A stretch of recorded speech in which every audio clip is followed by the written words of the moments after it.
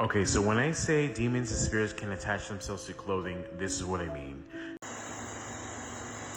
Go listen to that interesting video where it's talking about how dark spirits can be attached to objects, toys, clothing, anything. And this is why I'm very particular in who I take objects from, where I buy things. And a lot of times when I purchase things as a spiritualist, I get home and I cleanse these things, spiritually with my Florida water, my sage, my Palo Santo, my prayers. Like, if I feel something is off about this particular item, I sometimes even just throw it out. When I break up with somebody, I want all his things out of my house immediately, especially if I feel like he has some type of darkness that I wasn't aware of. If I had a friend that gave me certain things, I will sell the items or I will throw them out. I don't want that person's residue in my home or in my life. People can stay connected to you through the items that they gave you.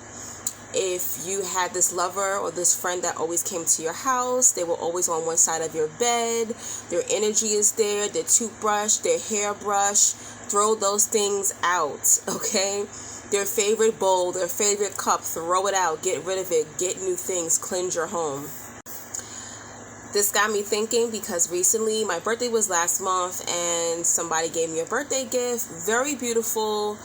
But unfortunately, as soon as I opened the gift, I felt very heavy, dark energy. I don't know if this energy came from the person that gave me the gift or it's the energy that came from their home.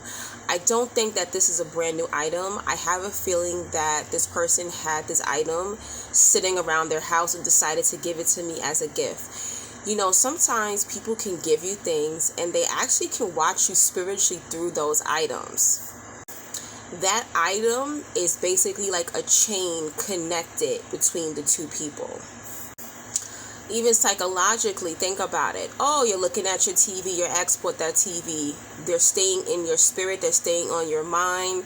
The sheets you're sleeping on, they gave them to you. They're staying on your spirit, they're staying on your mind. That Rolex watch, that bag they gave you, it can be anything. It's a link to each other through the soul tie. Many years ago, I was trying to find a place to live because I was tired of New York. I still am tired. But I went to Texas and I was staying with a relative to see if I would like Texas. And she had just gone through a divorce, but her ex-husband's things were still in the house and he was a narcissist. So her and I had to share the master bedroom, and sometimes she would just say, I feel very uncomfortable in my room. I'm going to go sleep in the living room, and I would stay in the bedroom. After a couple of weeks, I started to feel very weird in that bedroom, like somebody was watching me while I was asleep. So one night I woke up and I saw a dark shadow standing in the corner of the room. And I stayed up all night until the sun rose, and then I slept when the sun was up.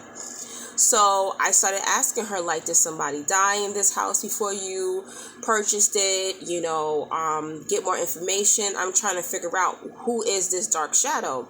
And even in that corner during the day, it would feel hot. I'm like, is there like some type of motor over here?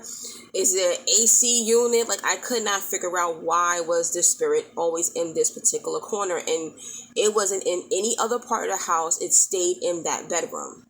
So I prayed about it and God was just like, there's something in the house. So I went through the whole house. I'm going through the master bedroom. I'm going into the closets. I'm like going all through the house, and I find these African masks and I find these artifacts and these statues because, see, he worked for a reggae group and they traveled the whole world, and most of their trips were in Africa, countries in Africa, and in Caribbean countries. So he would go and he would buy masks and artifacts and art from these countries. So whatever was on one of those particular items, that spirit was on there, okay?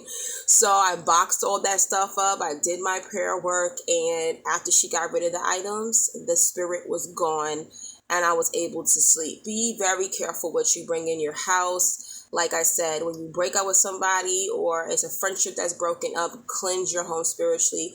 Get rid of these items. Please be careful. It's no joke.